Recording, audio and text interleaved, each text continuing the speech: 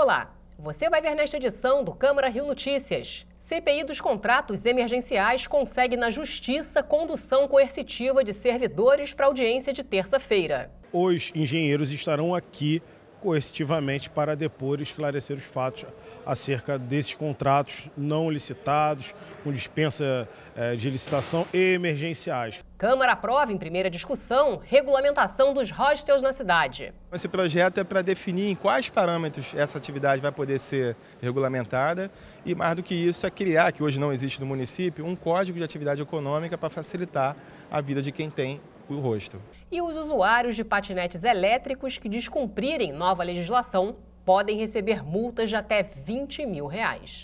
Não saia daí, a gente volta já.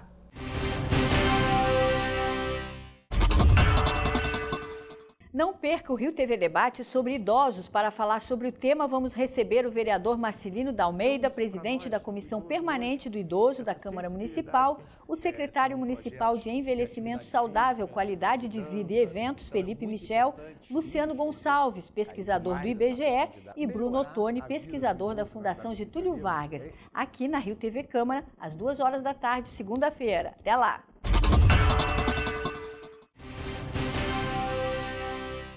A gente começa esta edição do Câmara Rio Notícias com informações da CPI dos contratos emergenciais. A Justiça acatou o pedido do vereador Major Elitus Além de condução coercitiva de servidores que faltaram à convocação da comissão. Até agora não houve depoimento na CPI dos contratos emergenciais. Na primeira reunião, ocorrida no dia 8 deste mês, as 4 testemunhas convocadas não compareceram. Todas são servidores municipais. A ausência revoltou os parlamentares. São suspeitas fortíssimas de obras fantasmas, de obras informais, e agora simplesmente os engenheiros responsáveis por essas obras não comparecem a uma convocação de uma CPI. O que é um grande respeito não só à casa, né, ao parlamento carioca e aos vereadores, mas principalmente ao carioca, cidadão que paga seus impostos e quer ter certeza, né, da forma como esses valores arrecadados pela prefeitura são gastos, o que infelizmente não tem respaldo, né, documental na parte das obras, agora também não tem alguém que possa dar esse esclarecimento. O presidente da CPI, o Major Elitus Além, encaminhou à Justiça a condução coercitiva das testemunhas. O pedido foi aceito e 2 engenheiros vão ser ouvidos na audiência de terça-feira. Tudo indica que a primeira sessão foi esvaziada, acreditamos que intencionalmente, por alguém que não queira a elucidação dos fatos, alguém dentro da administração, dentro do Executivo Municipal. Por isso, nós deliberamos, o colegiado deliberou pela condução coercitiva. Nós solicitamos à Procuradoria da Casa que oficiasse e a juíza assim deferiu. Então, terça-feira, 1h da tarde, os engenheiros estarão aqui coercitivamente para depor e esclarecer os fatos acerca desses contratos não licitados, com dispensa de licitação e emergenciais, que somam um valor considerável. A Câmara do Rio aprovou em primeira discussão o projeto do vereador Rafael Aloysio Freitas, que prevê a regulamentação dos hostels na cidade. Esse projeto vai ajudar muito ao segmento dos hostels, ou seja, em 2009 houve um chamamento para que investidores e empreendedores pudessem montar essas hospedagens, porque a cidade receberia vários eventos ao longo dos próximos anos, como, por exemplo, a Copa das Confederações, a Jornada Mundial da Juventude, Copa do Mundo, Olimpíadas, Paralimpíadas. E era preciso se estabelecesse um número grande, né, de oportunidades para que as pessoas que pudessem vir ao Rio de Janeiro para esses eventos tivessem oportunidade de hospedagem.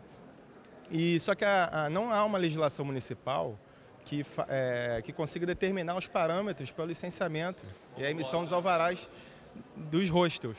Então, esse projeto é para definir em quais parâmetros essa atividade vai poder ser regulamentada e, mais do que isso, é criar, que hoje não existe no município, um código de atividade econômica para facilitar a vida de quem tem o hostel.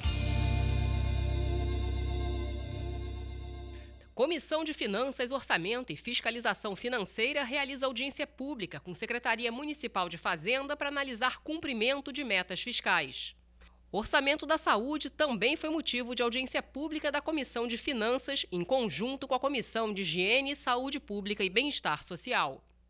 Frentes parlamentares realizam reunião conjunta para discutir educação ambiental e sustentabilidade. E no Balanço Legislativo, um resumo das votações da semana no Legislativo Carioca. No último dia da campanha de volta às aulas do Detran, agentes fizeram uma ação na porta de uma escola de Botafogo. O objetivo era conscientizar pais e alunos da importância de se respeitar as leis do trânsito. Bruno trabalha como motoboy e garante que, pilotando ou dirigindo, pratica sempre direção defensiva. Para o pai do Breno, não importa se vai ao mercado ou viajar. Todos os procedimentos de segurança são importantes. Capacete, viseira baixa, sempre procurando trocar os olhos, sempre vendo tudo que é possível no meu veículo para ir bem na estrada. No último dia da campanha de volta às aulas do Detran, pedestres, motoristas e motociclistas foram conscientizados sobre civilidade e respeito.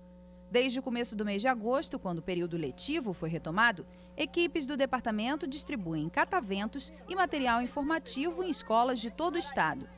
Com o tema Crianças imitam os adultos, então dê bom exemplo no trânsito, a Coordenadoria Geral de Educação explica a importância da postura dos pais para a conduta dos pequenos.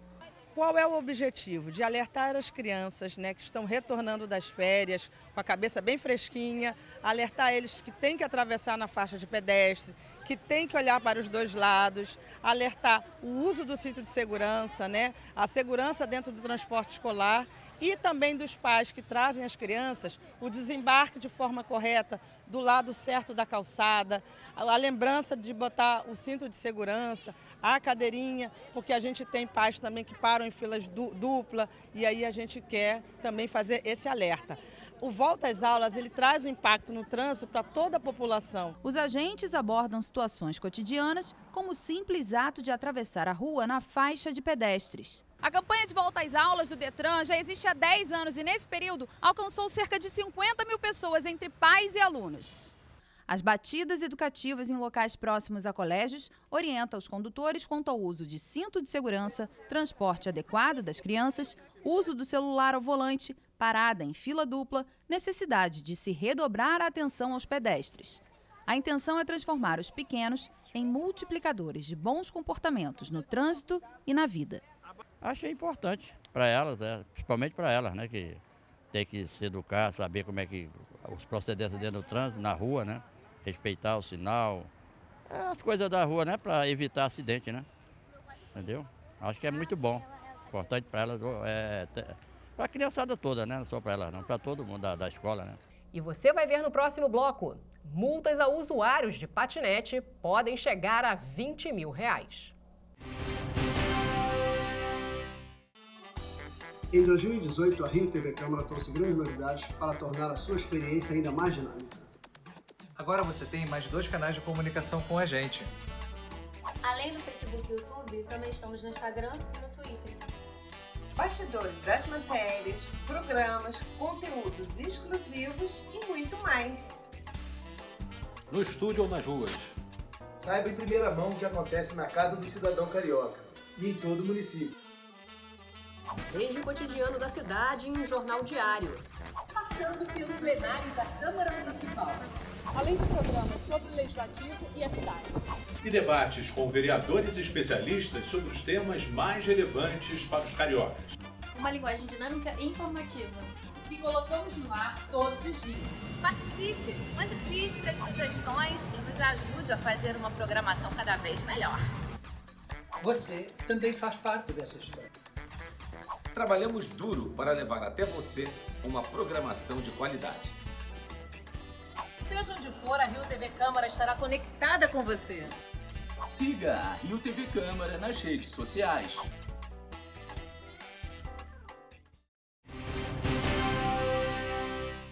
Os médicos alertam. O paciente com diabetes precisa tomar cuidado com os pés.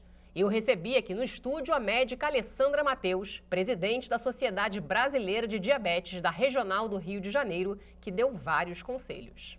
Doutora Alessandra, muito obrigada pela presença. E eu gostaria de começar perguntando o que é o pé diabético. Eu que agradeço a oportunidade. Então, o pé diabético é uma condição que ela, na verdade, é bem frequente. Ela está presente em 1 a cada 4 pessoas com diabetes, tá? Na verdade, é uma tríade onde a gente tem alterações da polineuropatia diabética, que predispõe ao quê? A presença de deformidades. A pessoa tem uma insensibilidade e aí começa a ter uma deformidade desse arco plantar, predispondo a traumas, a fissuras, e aí pode ter uma úlcera naquela ferida, que ela pode evoluir com infecção, complicar com infecção e, em alguns casos, até levar à amputação desse membro. Agora, essa condição só acontece quando a diabetes não está controlada, é isso? Ou pode acontecer mesmo ela sendo controlada? Exatamente. O diabetes descontrolado, né, o mau controle glicêmico, é um dos piores, né, e um dos principais fatores que vão complicar, principalmente essas alterações, né, a polineuropatia diabética e também até essa má circulação. Tá? Então, é claro que ter um controle otimizado desse diabetes vai evitar muito o aparecimento do pé diabético. Agora, fora o controle da diabetes, existe uma outra coisa que pode ser feita para evitar essa condição? Exatamente, sim. Tem outras causas, né? Então, essa doença arterial periférica também.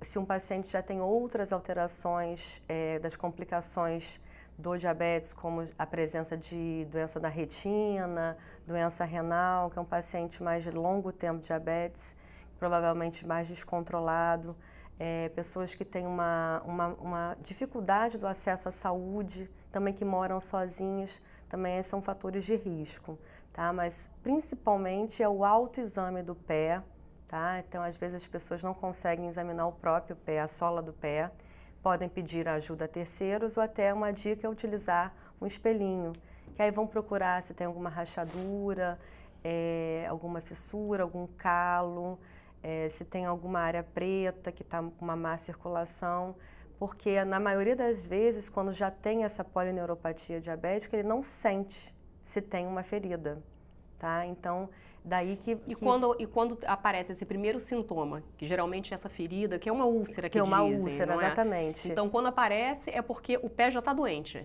Muito provavelmente, tá? Então, muito provavelmente, quando já tem essa úlcera, é correr logo para evitar que ela tenha uma infecção, né? E aí isso daí ainda piora, tá? Então, daí a importância desse autoexame. Também tem outras questões de usar meia sem costura, meias de algodão, de lã, evitar material sintético que vai ter mais umidade, tá? Agora, então, você usar sapato fechado, por exemplo, também pode propiciar. Exatamente. O aparecimento, já que abafa o pé ali, abafa o pé, sapatos de bico fino, sapatos de salto alto. Tem que ser aquele sapato confortável, com um solado firme e que seja confortável, né? Até utilizar alguns sapatos, um sapato novo, não passar mais de 1 hora até que ele esteja macio, e também pode propiciar essas lesões ele não sentir. Agora, doutora Alessandra, existem feridas em pé de pessoas que não são portadoras de diabetes, né? E que tratam de uma maneira relativamente simples. Isso não pode ser feito em todos os casos com o diabetes, não é isso? Exatamente. O principal é o controle do diabetes, estar sob controle, tá? Mas é evitar que essa ferida ela infecte, tá? Então, uma vez identificada uma ferida, tem que cuidar que ela tenha uma classificação de risco e de cuidados para ver se ela está infectada ou não, que isso, se não, uma infecção, quando demora a ser tratada ou já tardiamente, pode levar à amputação. E aí, obviamente, que o diabetes vai ser o divisor de águas de uma pessoa que tenha só uma ferida no pé. E por que é tão difícil tratar uma ferida, uma úlcera no pé de um diabético? Porque é difícil identificar. Muitas das pessoas, elas não fazem o autoexame e elas não estão sentindo, já perderam essa, que a gente chama da sensibilidade protetora plantar, por conta da neuropatia. Então, elas não têm sensibilidade, estão com deformidades esses pés e predispõem a feridas. Só que elas não sentem. Na realidade, acabam destruindo os tecidos. Né? Acaba destruindo o tecido, principalmente quando já tem uma circulação ruim. Então, não chega sangue para irrigar aquela área que está com uma ferida. Você simplesmente deixa de sentir. Deixa de sentir, só fica aumentando aquela erosão e predispõe a infecção, principalmente quando esse diabetes estiver descontrolado. Doutora Alessandra, para finalizar, além de ter o controle da diabetes, existe mais alguma coisa que o paciente possa fazer para evitar desenvolver esse tipo de doença? Além dele fazer a própria parte dele, claro que, né, de se procurar fazer a consulta regularmente com o médico, que vai estar vendo o seu pé, ele fazer esse cuidado, o cuidado com lavar também, evitar que seja água quente, porque a queimadura pode predispor mais lesões, né? E também lavar também bem esses pés, secar, evitar frieiras. Quando passar algum creme hidratante, porventura esteja ressecado esse pé, não deixar entre os dedos, que isso daí também pode propiciar, principalmente, aparecimento de fungos. Tá? Então, e ter o cuidado, obviamente, com as meias e com os sapatos que ele utiliza. Doutora Alessandra, muito obrigada. Eu que agradeço. E a Avenida Niemeyer vai passar por uma nova vistoria na segunda-feira. A vistoria foi determinada pela Justiça após um pedido da Prefeitura para que a Niemeyer fosse reaberta. A avenida está fechada desde o dia 28 de maio, por decisão judicial. Atualmente, a Prefeitura realiza 34 obras ao longo da via. Participarão da vistoria de segunda-feira peritos judiciais e técnicos do município. Caso a decisão seja pela reabertura da Niemeyer, a Prefeitura já assumiu o compromisso de voltar a interditar a avenida em dias de chuva para evitar possíveis acidentes. As multas para quem não cumprir as novas regras sobre o uso de patinetes elétricos no Rio podem chegar a R$20 mil. A legislação entrou em vigor em julho e, entre outras coisas, proíbe o usuário de carregar carga ou pessoas e utilizar o veículo em calçadas. Desde o dia 5 de agosto, agentes da Guarda Municipal e da Secretaria de Transportes do município podem multar quem não respeita as regras criadas pela Prefeitura para patinetes no Rio. Rômulo usa como lazer 2 vezes por semana há cerca de 2 meses e diz que não sabia da nova legislação, mas aprova as medidas. Eu acho que você tem que proteger os pedestres, né? Porque é um meio de transporte que a gente já viu várias vezes na televisão, acidentes com pessoas que estão usando e com pessoas que não estão usando. E para proteger, né, a população, acho uma boa ideia normatizar assim. As multas podem variar de R$100 a R$20 mil. A empresa paga multa de R$100 se não recolher o equipamento deixado pelo usuário no prazo previsto pela lei. A multa dobra para quem circular em locais proibidos, numa velocidade acima da permitida, para os usuários menores de 18 anos e para quem carregar outra pessoa, animal ou carga.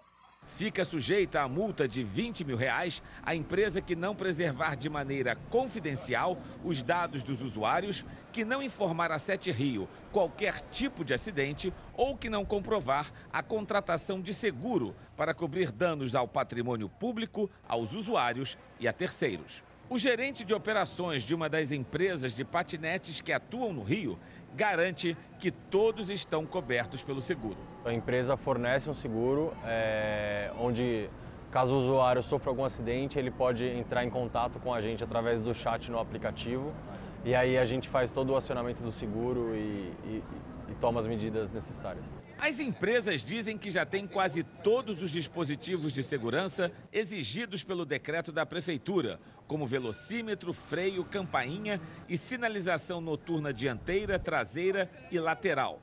Mas uma outra exigência ainda não foi cumprida.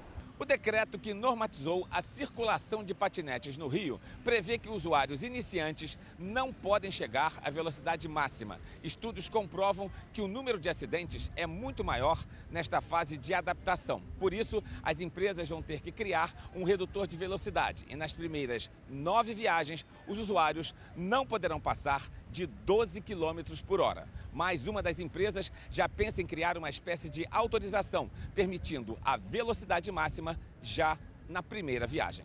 Nós estamos estudando alternativas para usuários que se sintam já capazes de andar na velocidade normal do patinete, que seria 20 km por hora, alternativas para já liberar esse acesso a ele, porém tornando o usuário responsável por aquela mudança e não ele estando ciente da mudança. Como seria feito isso? Pelo próprio aplicativo. Tudo através do aplicativo, a tecnologia do aplicativo, ele vai lá e ele escolhe a melhor forma para ele e o que ele se sinta seguro. Quando se fala em segurança, é bom lembrar que o capacete é um item importante. A lei não obriga, mas recomenda o uso. Só que basta uma volta pelas ruas para ver que as pessoas não se importam muito com isso. Eu andaria de capacete, é que eu não tenho capacete, mas eu andaria porque ninguém tá imune a sofrer um acidente. O capacete é um item de proteção importante, né? Eu não estou usando porque eu não tenho, mas eu usaria. Uma pesquisa realizada na cidade de São Paulo, apenas com usuários de patinete, revela que a maioria dos clientes utiliza o equipamento para deslocamentos curtos até o trabalho. Muitos consideram a tarifa cara, R$ 2,25 para destravar a patinete e 75 centavos por minuto. Mas um outro levantamento comprova que o custo-benefício compensa em distâncias pequenas. Os estudos iniciais que a gente fez, mais voltados para a cidade de São Paulo, comparando os preços de São Paulo, era que em viagens de até 3 quilômetros, que é considerado a curta distância ali, que é o foco da micromobilidade, a viagem de patinete é mais barata e mais rápida que viagens de aplicativos de carros compartilhados, enfim, que você ir de carro, basicamente. Sai mais barato e mais rápido ir de patinete. Eric comprova o resultado da pesquisa. Esta foi a primeira viagem dele. Decidiu usar porque estava muito atrasado para o trabalho. Eu achei bastante seguro, confesso que eu fiquei um pouquinho de medo, assim, com um pouco de medo, mas eu tô achando legal, acho a velocidade boa, né? Não precisa ser muito rápido e acho que é o suficiente. E o preço? O que você está achando do preço?